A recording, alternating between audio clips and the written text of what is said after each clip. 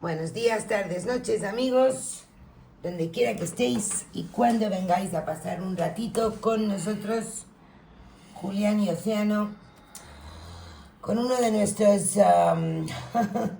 análisis y debates, conversaciones compartidas que pretenden colaborar con la dignificación del tarot.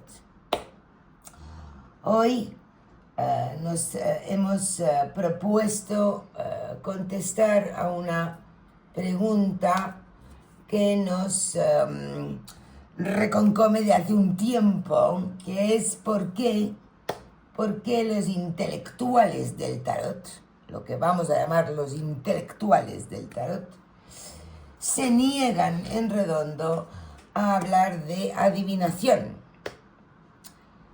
Ellos trabajan, estudian, escriben, dan ponencias sobre este magnífico artefacto, pero dejando muy claro que no es un artefacto para la adivinación, y mucho menos en concreto para la predicción.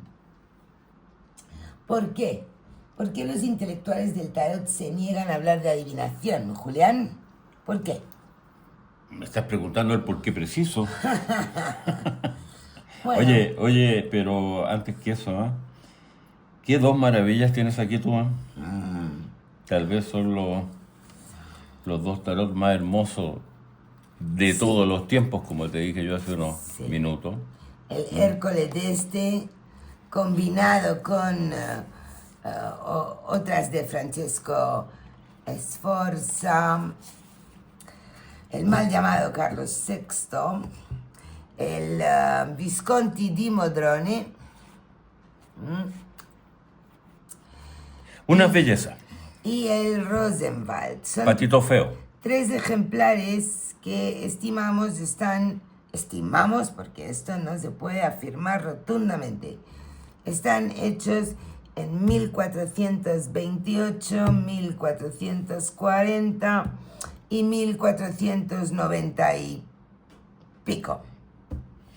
El patito feo tiene su importancia. El patito histórica. feo Tiene su importancia. tiene histórica. mucha importancia en lo que vamos a comentar hoy. Bueno, Mucha. La tesis da por supuesto que hay dos grupos, ¿no es cierto? Uno ilustrado, como le llamo yo, tú llamas los teóricos. Sí, los intelectuales. Los del ilustrados, tarot, los intelectuales. o teóricos, estos que escriben libros, que, dan ponencias, que etcétera. escriben libros que Sí. a mí me da un eco así remoto sobre el movimiento de los ocultistas de 1700 y pico, Un poco. que se aproleman con el problema y empiezan Sí. a teorizar al respecto. Sí. Pero en este caso, apoyado, pienso yo, por dos cosas,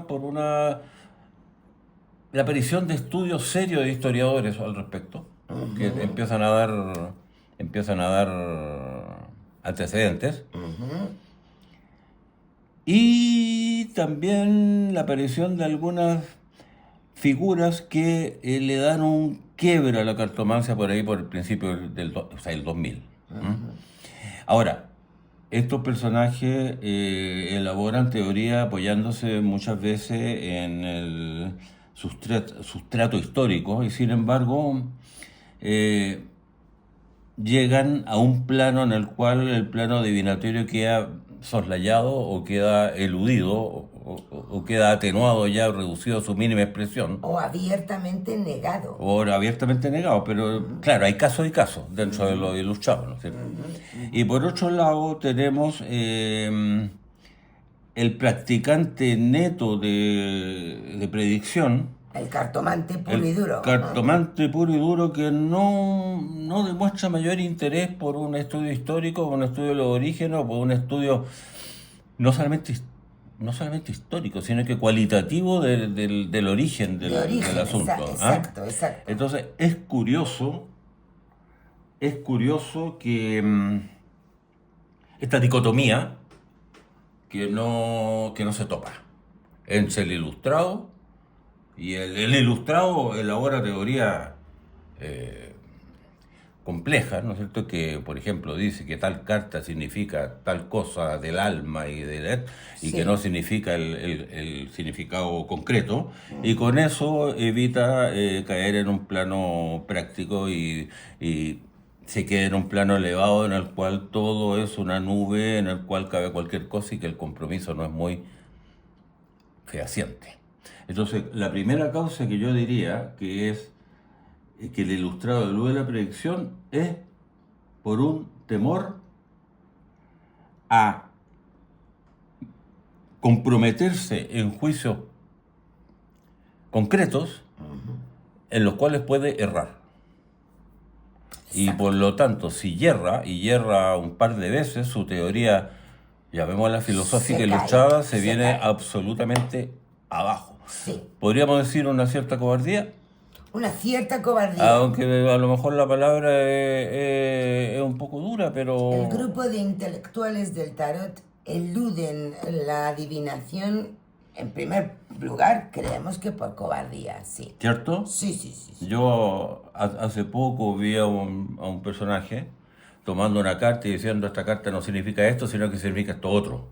Y eso otro significa elevarlo a un plano etéreo que le quitaba absolutamente el plano práctico. ¿Me quiere Juanita? ¿Me va a ir bien en el trabajo? Qué sé yo, cualquier inquietud que tenga Voy a probar mi examen, las cosas de la claro, vida. claro, porque si él decía que esa carta en realidad significaba ese plano más etéreo, entonces si yo le digo, ¿me quiere Juanita? Me va a decir, pucha, no sé, pues, en este plano podríamos decir que a lo mejor sí, a lo mejor no, ¿se fija? Entonces eluden el comprometerse con juicios que respalden su saber, negando, por ende, el objetivo principal cartomántico que tiene el tarot, que es predictivo adivinatorio. ¿Hay otras causas, Océano, fuera de esa que... Bueno, la que venimos comentando últimamente, creo que también les ha afectado. Los intelectuales del tarot no quieren plantear que el tarot es adivinación por toda esa trayectoria de agnosticismo científico que traemos desde la segunda mitad del siglo XX y que menciono día sí, día también, ¿no? Entonces, estos son los motivos que ya hemos comentado, ¿no? Ya hemos hablado de por qué los intelectuales del tarot no quieren mencionar el uso adivinatorio y predictivo del mazo, y también le hemos dedicado un ratito, aquí y allá, a por qué los practicantes pragmáticos de a pie, que sí hacen predicción y adivinación, no quieren estudiar historia o llegar a bucear en cuál es el origen de lo que tienen en las manos. ¿Y eso es porque lo considera innecesario? Sí, yo creo que lo consideran innecesario mayoritariamente. Ya, ya, ahí estaría la razón.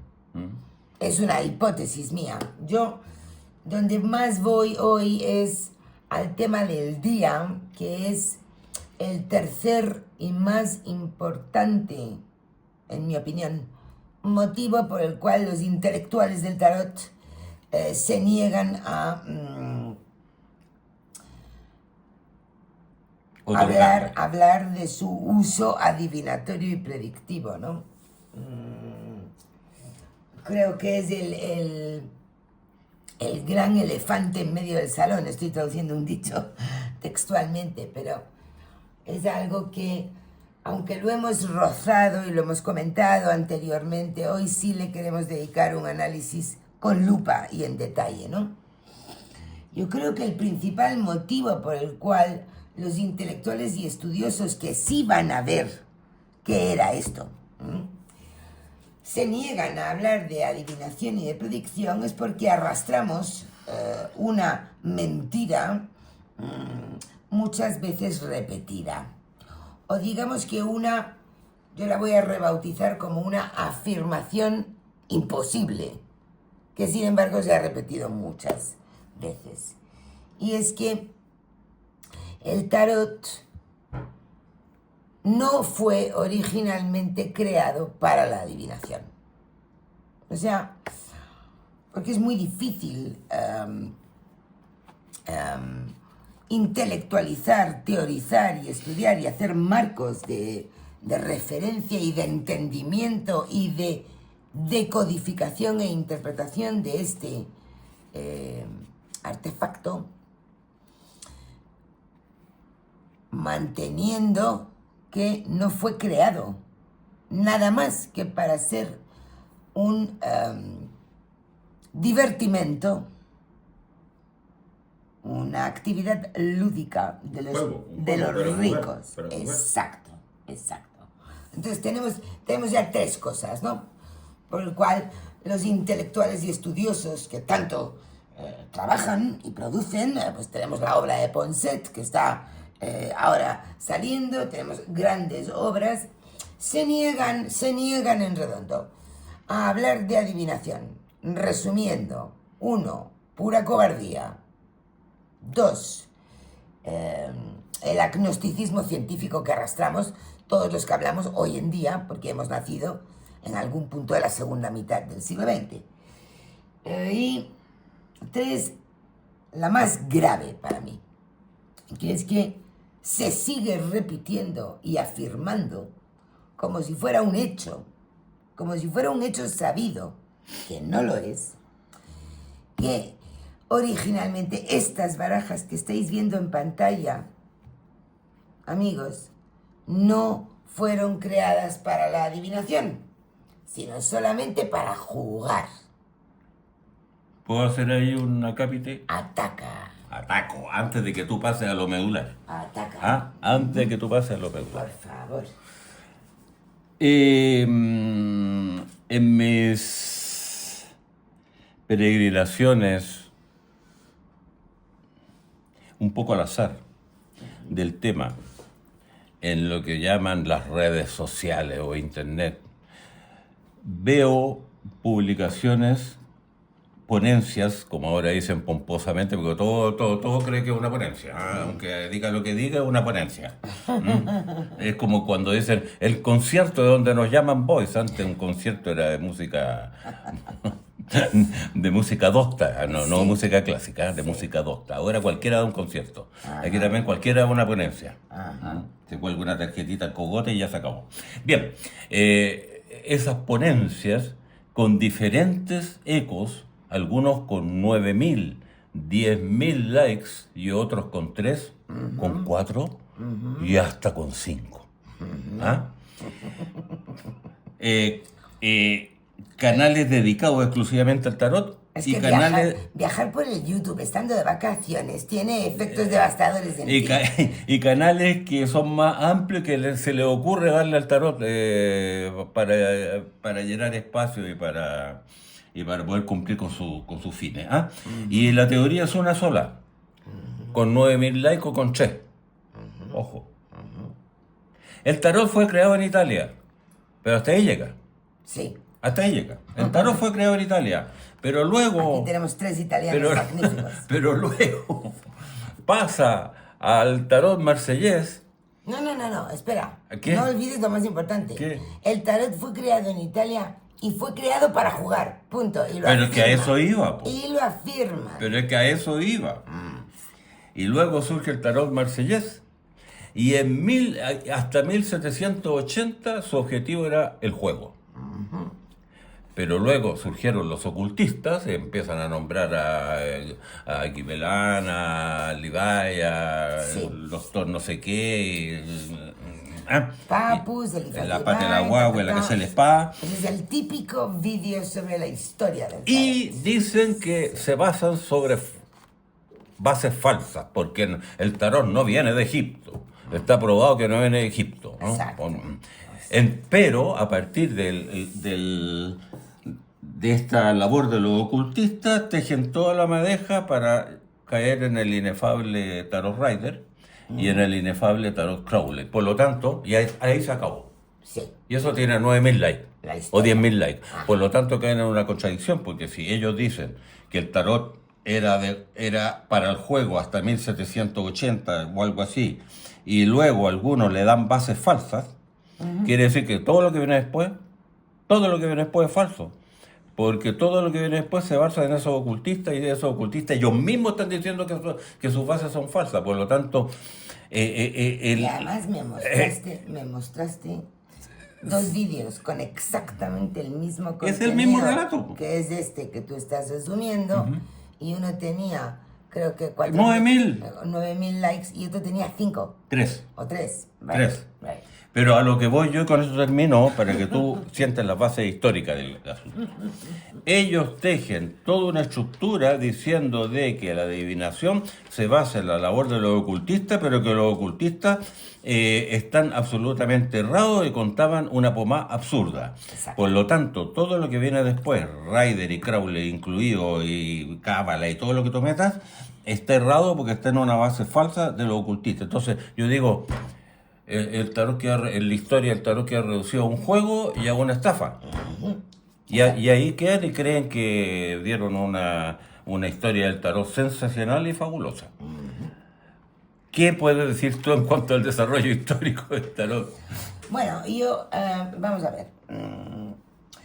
Entendiendo que fue San Michael Dumet el que dijo, el pobre, que lo que dijo es: no he logrado encontrar evidencia del propósito para el que fue creado. Luego concluiré que fue creado para jugar. Bien. Partiendo de la base de que él es el principal culpable y la falta de rigor e impulsividad con la cual se afirma y se repiten las cosas sin detenerse a pensar. Es bien sabido ya por los amigos que vengan a pasar ratitos con nosotros, que nosotros somos unos convencidos de que fue Petrarca el que arrancó la creación de estos magníficos triunfos alegóricos para que fueran agregados a la baraja mameluca ya existente. Pero nunca nos hemos tomado unos minutos para explicar por qué estamos tan convencidos. Y hoy hemos decidido, fruto de los enojos que nos cogemos viendo los vídeos por ahí, ¿verdad? Hoy hemos decidido que los vamos a compartir con vosotros, amigos. Viajemos en el tiempo, por favor. Viajemos en el tiempo a la Europa de 1300. Esa Europa totalmente medieval, sumida en un milenio de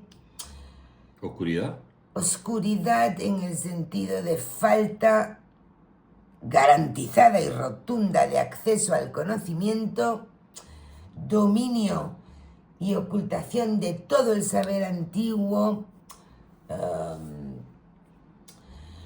bajo la etiqueta de pagano y por lo tanto, aparte de falso, garantizador de ir al infierno. De ahí salió el diablo. Eliminación por completo del control sobre los propios destinos por parte de los seres humanos. Quiero decir, esta Europa de 1300 donde tenemos que viajar lleva un milenio de verdadero mal viaje, por decirlo así. Y llegan 2 acontecimientos que le ponen fin al mal viaje.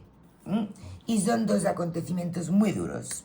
Uno es la gran hambruna, fruto de un cambio climático puntual, la gran hambruna de 1315, que duró 2 años y se estima que en torno al 20% de la población europea, y el 80% que quedó desnutrido, hipovitaminado, en muy mal estado. Una hambruna de 2 años espantosa. Estamos hablando de Europa. Y cuando están ya debilitados por ella, en 1347 llega la peste negra, en las famosas ratitas de los barcos de otros lares. La peste negra,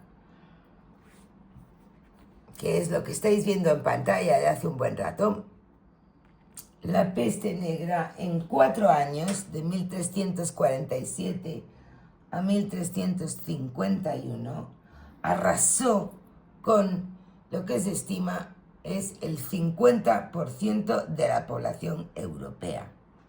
Y realmente yo creo que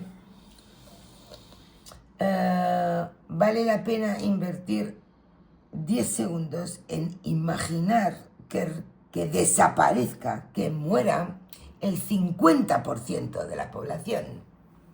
Es muchísimo. Esto sí fue un acontecimiento que realmente le puso fin al medievo y alzó a los supervivientes en rebeldía contra el poder eclesiástico y en el nacimiento de los cuestionamientos del milenio espantoso que llevábamos a la espalda. Y en esa época, Petrarca, gran filósofo y poeta italiano, que había sufrido mucho por la muerte de personas muy amadas a manos de la peste negra, ya declara totalmente las bases del humanismo, el humanismo cristiano, que luego se convirtió en Renacimiento y que dio origen a todo Occidente, ¿no?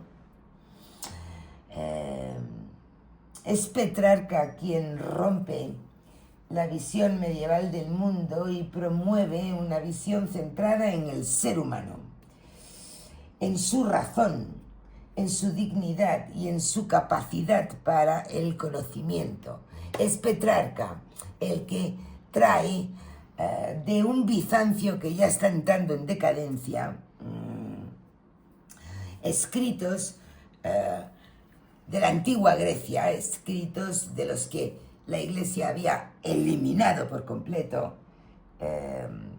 y desempolva y empieza a defender que lo pagano, la antigüedad, la filosofía griega, contenía conocimiento que había que desenterrar y sobre todo divulgar, porque Petrarca, como buen padre del humanismo, lo que más defendía era que el ser humano tenía que ser culturizado. Estamos hablando de una Europa en la cual, por supuesto, absolutamente nadie sabía leer ni escribir, más que los 4 curas que tenían acceso a ello, y que además se veían obligados a aprender todos una lengua común, bueno, en fin, debe haber sido terrible. Entonces, el padre del humanismo, aparte de hacer muchísimos escritos y escritos que fueron copiados y llevados a Inglaterra, Europa, se sabe que Shakespeare lo estudió con fervor, Dante,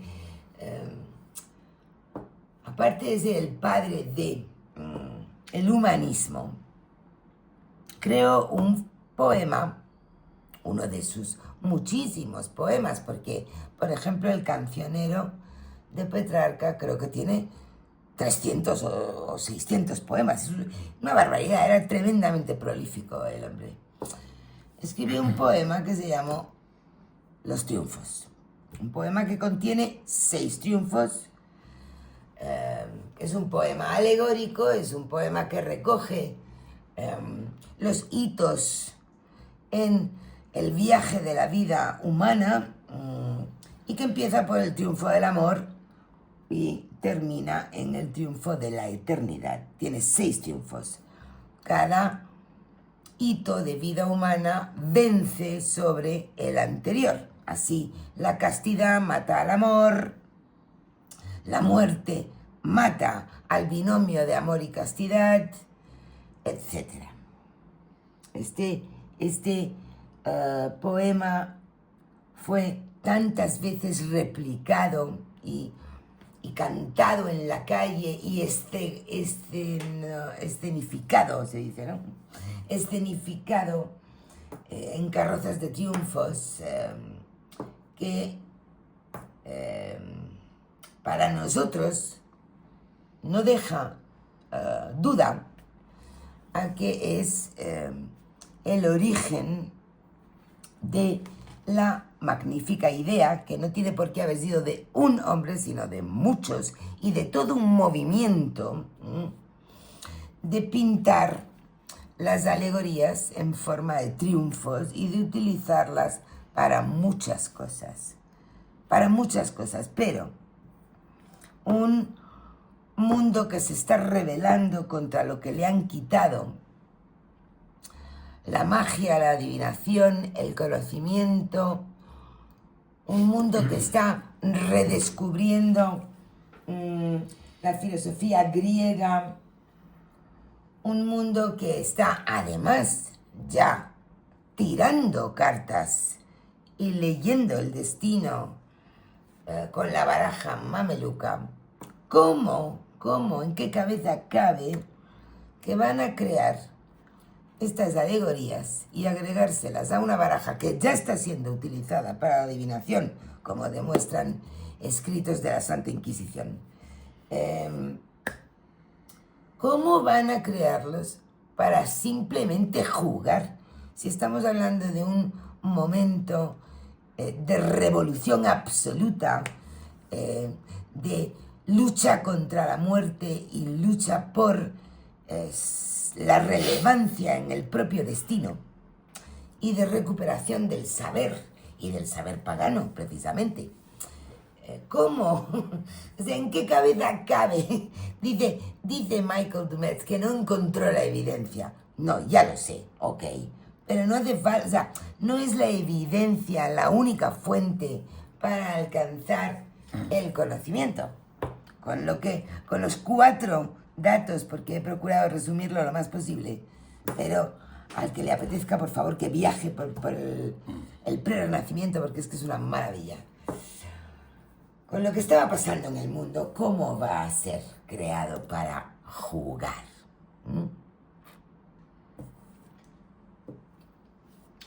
A mí me sorprende mucho lo del señor Dumet porque que no encontró evidencias. No. Pues Petrarca es una evidencia, pues. Bueno. Claro. Una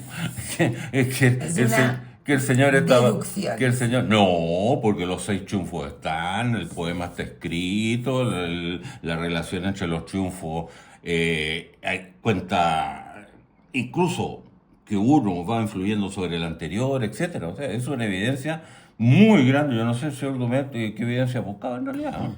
Bueno, y es un señor muy conocido. Un gran historiador. Claro, un gran historiador, pero que sin embargo parece que tenía que ir a una óptica. Pero, a ver, la descripción que tú has hecho borra de un plumazo que el tarot era solamente para el juego. Sí. Borra de un plumazo.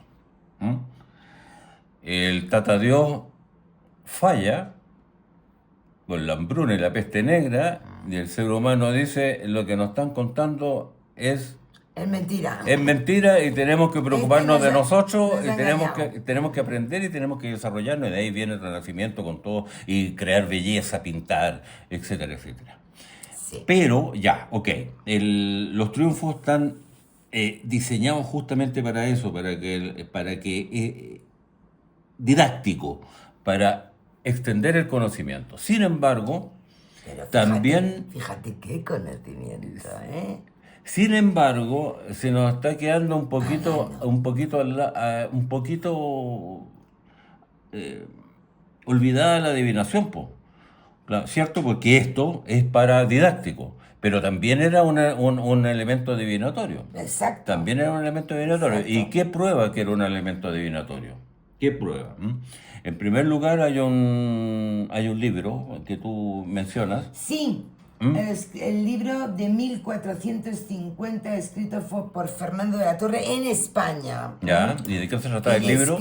describe un método estandarizado de adivinación con baraja española. Una baraja española que, curiosamente, sin embargo, tenía un emperador, porque tenía 49 cartas, y que era la más utilizada para leerle la buena fortuna a la gente. Ese escrito existe, está aquí en Madrid. Bueno, entonces las cartas eran utilizadas divinatoriamente. Por supuesto que lo Y era. ese libro es una prueba tangible. Ajá. Ahora, hay otro punto. Vamos tejiendo la madeja. La adivinación viene de 3000 años antes de Cristo, ¿cierto? Bueno, Con desde Mesopotamia. Con y la astrología, etcétera, etcétera. Sí, sí, claro.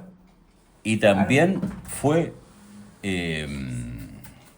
cercenada y arrasada y prohibida por el periodo de la Edad Media. Por lo tanto, si en realidad el prerrenacimiento y el renacimiento en sí es una recuperación del saber antiguo y es una Restauración. claro, de aquello que fue violentamente limitado y arrasado, por supuesto que la adivinación también Y la magia. fue una de las claro, cosas que por ellos supuesto. rescataron junto con el saber griego, etcétera, etcétera. Por lo Pero tanto, claro. la adivinación tiene que haber sido una de las razones y de las aplicaciones que tienen estos triunfos. Ahora, ya se está viendo, hay un curita por ahí que quema no sé cuántos mazos de cartas en un periodo muy temprano. Sí. Por lo tanto, ya estaban contra las cartas no por el juego, sino que porque estaban siendo usados de otra manera. Ahora, es inconcebible creer que si estos triunfos se adicionan al esquema mameluco, no vaya a tomar inmediatamente un sentido divinatorio, además de un sentido didáctico y pedagógico. Y con muchísimo más motivo, pero por supuesto. como de hecho evidencian las alegorías en sí mismas, claro, con muchísimo más motivo. Si la gente está intentando hacer adivinación con copas, espadas, oros y bastos, ¿qué no va a hacer cuando le agreguen esta maravilla, no? Claro, entonces, por supuesto. Por todos esos hechos, además del fundamento de Petrarca y de sus razones y de sus motivos para escribir el poema de los triunfos, que después fue ampliado por mucha gente, ¿no es cierto? No por una sola persona, sino que mucha gente fue seguramente agregando triunfos a los 6 originales de Petrarca. Entonces, no puede haber sido solamente para el juego, y sí era un asunto cultural y un asunto netamente adivinatorio. Sí. Y eso desvirtúa absolutamente al señor Dumet y desvirtúa también todas estas teorías de que era solamente para el juego hasta 1700. Es decir, que si logramos destruir esa falacia harto repetida de esto fue creado solamente como un objeto lúdico,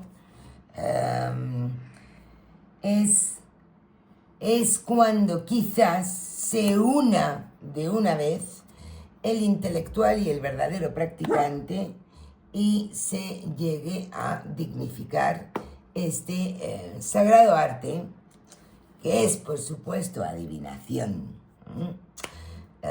Eso es lo que queríamos gritar hoy, ¿verdad? Claro, pero sí.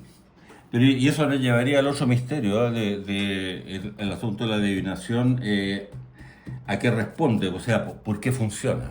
Pero eso es un tema ya más, Ese un tema ya más para otro amplio, día. un tema ya más amplio, pero yo quiero hacer hincapié en un punto pequeñito, que es la herramienta. Es la herramienta. O sea, está claro que la herramienta mameluca era una herramienta adivinatoria, Sin duda. y está claro que el tarot, con las cartas que tenga, ¿no es cierto? Porque hay Los hay tarot muchos. de 100 y tantas, y después se estableció el patrón de 70 y tantas, también responde a una herramienta adivinatoria que conecta con lo que yo tontamente llamaba la inteligencia del mazo, pero que podríamos llamarla una inteligencia cósmica, que puede estar en un plano superior a nosotros o puede estar incluido en nosotros mismos, en nuestro cerebro. Ahora, ¿cuál es la diferencia entre la estructura mameluca y la estructura del tarot? Es la riqueza de la herramienta. Exactamente. Es la riqueza de la herramienta. Y ahí está la razón medular de por qué el tarotista puro y duro que trabaja adivinatoriamente debería preocuparse de todo lo que estamos hablando, porque le haría comprender la herramienta que tiene en las manos y le haría aprovecharla a cabalidad y a todo dar, la herramienta que tiene en las manos. De hecho, Porque, eso tiene que ver directamente con las dos cosas que hemos preguntado, ¿no? Las claro. dos consultas que Y hemos voy a, hecho. y voy a terminar con mi ejemplo típico, de la cichola y el Mercedes-Benz. A ver, A ver, ya. Tú puedes tener una cichoneta, o puedes tener un Mercedes-Benz. Quieres ir a un supermercado que está a 30 cuadras de aquí, ¿ya? Y la cichoneta te va a llevar al supermercado. Y el te Mercedes-Benz va a llevar. también. Sí. Entonces, ¿para qué gastar una fortuna en un Mercedes-Benz si la cichoneta te sirve para eso? Pero llegado el Porque si me enviste un camión yendo al No, pero te pueden supermercado, vestir al Mercedes también, po. Sí, po. Sí, pero po. estoy más protegida, se supone. Pero ¿no? sí, tienes algunas ventajas, pero justifica. Pero llegado el verano, quieres tú a pasar vacaciones a una playa idílica que está a ti tantos kilómetros de distancia. Si tienes la cichola, vaya a durar medio día porque te va a dejar botado en el camino y vaya a quedar botado porque Exacto. te va a fallar. Exacto. Y el Mercedes-Benz te va a llevar impecablemente y velozmente a tu destino. Esa es la diferencia entre usar una herramienta lo suficientemente rica y poderosa que es el tarot y usar una herramienta más limitada que sirve igual, pero que limita las posibilidades de su función, en este caso de adivinación, en el caso de la cichola del Mercedes, de llevarte de un punto a otro. Ahora, es conveniente, ¿no es cierto? Es conveniente que estos dos ámbitos se conectaran, ¿cierto? El ilustrado con el adivinatorio Sería puramente. la solución, ¿Ah? sí. Sería la solución, ¿cierto? Claro, para empezar a dignificar y a estudiar más profundamente este sagrado arte. ¿Y qué pregunta tienes aquí? Pues mira, nos planteamos, tú y yo, elevar a pregunta, por si acaso, para observar también qué nos decía el gran libro, ¿no? Dos preguntas derivadas del tema de hoy. Uno, ¿por qué? ¿Por qué los practicantes de cartomancia ignoran a la historia? Ignoran el estudio del origen. ¿Por qué ignoran a los teóricos? ¿Cuál es la causa? ¿Por qué los practicantes no quieren estudiar? ¿Y por qué los teóricos no quieren predecir? Esto es lo que hemos preguntado, ¿no? Esta primera es ¿por qué los practicantes no quieren estudiar los orígenes y la historia del tarot? Ya. Bueno, Y aquí tenemos la respuesta. Bueno, haciendo un análisis así a vuelo de pájaro, tenemos una pinza dura, Oh, sí. muy dura, que ya nos está indicando algo, y tenemos un desarrollo central un poco más cálido, en el cual la clave está en el único arcano mayor presente, que es la luna, pero sin embargo este desarrollo de aquí está apretado, está limitado por esta pinza dura. Por lo tanto, este desarrollo apretado por la pinza dura nos está dando la razón de por qué los cartomantes predictivos puros y duros no estiman que es conveniente hacer un estudio más profundo de los orígenes del tarot. Así es. ¿Qué vendría a decir la luna? Bueno, la luna y la línea entera. La línea entera lo que grita es que los practicantes rechazan y rechazan todo lo externo y aíslan una firme convicción que tienen, que es que lo valioso lo reciben de lo psíquico, lo interno, lo intuicional y no de los estudios de la historia y del saber. En este acto, que lo defienden ferozmente con uñas y dientes, claro, cometen también un espantoso error, como el demoledor 10 de espadas atacando a la luna demuestra. Pero en mi visión esa es la respuesta que nos ha dado el tarot. Ellos rechazan estudiar, rechazan lo teórico, porque están firmemente convencidos de que lo valioso es intuicional y psíquico y no alegórico ni renacentista. No necesitan nada más. Exacto. Por lo tanto, la pinza dura de espada está indicando el error. Sí. El error en que caen. Sí. Creen que son más autosuficientes de lo que son. Ajá. ¿Ah? Ajá. Exactamente. Bien. Y tú preguntaste la otra, es decir, ¿por qué Los ilustrados. los teóricos ignoran la predicción? Los ilustrados. Exactamente, los ilustrados. Claro. Los Con toda su intelectuales. sapiencia y su teoría y su filosofía y sus elucubraciones sobre el universo y sus alrededores. Ajá. Ujú. ¿Por qué ignoran la predicción? Exactamente. Tú tenías una interpretación de la torre, ¿te acuerdas? Bueno, sí, yo la torre... de nuevo, fíjate que ocurrió lo mismo, solamente un Arcano mayor. triunfo para dar un titular aquí grande, ¿no? Y es el de la destrucción exógena. Por lo tanto, yo interpreto que algo externo ha destruido la torre del antiguo saber y de la predicción. Yo entiendo que se han desbaratado totalmente los planteamientos de adivinación, de religión, de arte sagrada. Han quedado destruidos, devastados por, pues por la ciencia, por el agnosticismo y por las mentiras, ¿no? Que hoy hemos comentado. ¿Y esto? Esto te toca a ti. No, pero es que yo, claro, Estás un poco perezosito. yo le doy un sesgo a la torre, ¿eh? A ver, pues cuenta. Eso siempre está bien. Ellos tienen su pomada, como su verdad. pomada, tienen su entrega, que creen que va a tener mucha recepción, pero hay factores externos que pueden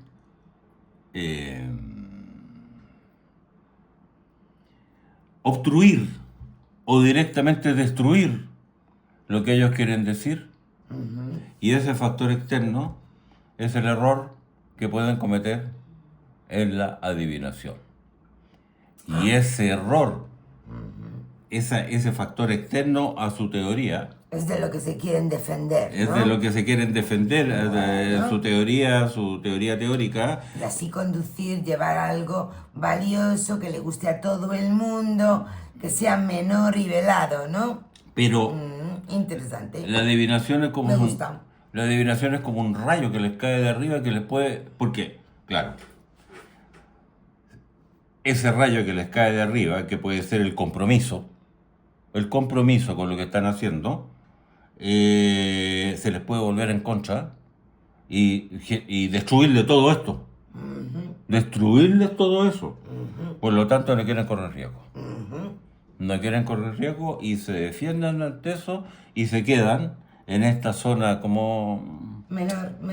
como dicen los ciúticos, esta zona de confort. De confort, sí. Esta zona de confort en el cual ellos pueden desarrollar vastas teorías, pomposas y vastas teorías, sin que corran mayor riesgo de ser desvirtuados por factores demasiado prácticos que les pueden caer como un rayo en la cabeza. Así es.